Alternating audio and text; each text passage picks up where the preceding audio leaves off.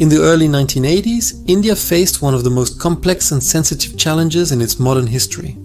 Rising political tensions, religious sentiments, and demands for greater autonomy in Punjab created a volatile situation. At the center of this storm was the Golden Temple in Amritsar, one of Sikhism's holiest sites, which became the focal point of a dramatic and controversial military operation known as Operation Blue Star.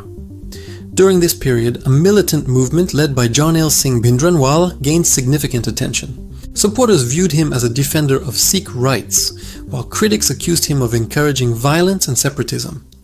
As tensions escalated, armed followers occupied parts of the Golden Temple complex.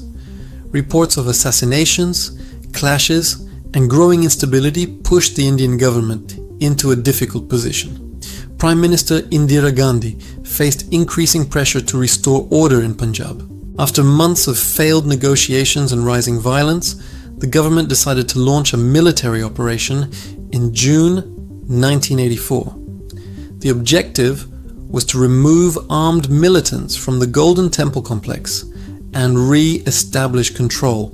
However, carrying out a military action in such a sacred place made the decision highly controversial from the very beginning. The Indian Army began Operation Blue Star in the first week of June. Tanks, armored vehicles, and heavily armed soldiers entered Amritsar as curfews were imposed across the region. The operation quickly turned intense, with heavy gunfire and resistance from militants inside the complex.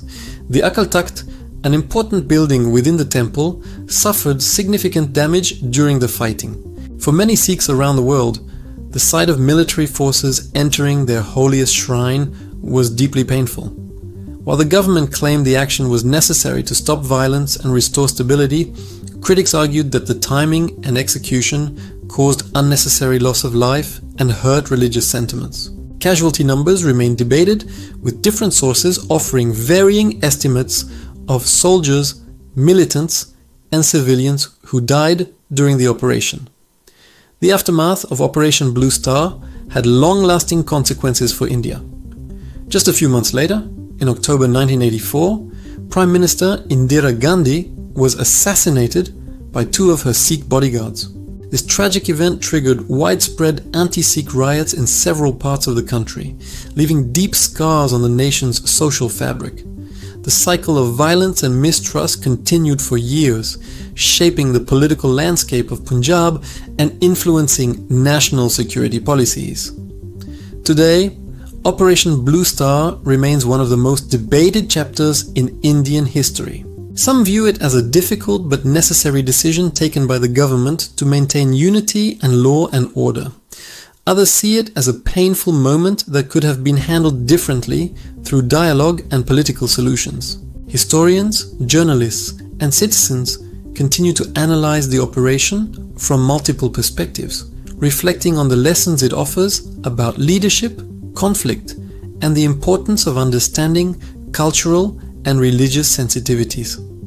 As India moves forward, the story of Operation Blue Star serves as a reminder of how complex decisions can leave lasting impacts on a nation. It highlights the need for balance between security and empathy, between authority and respect for faith.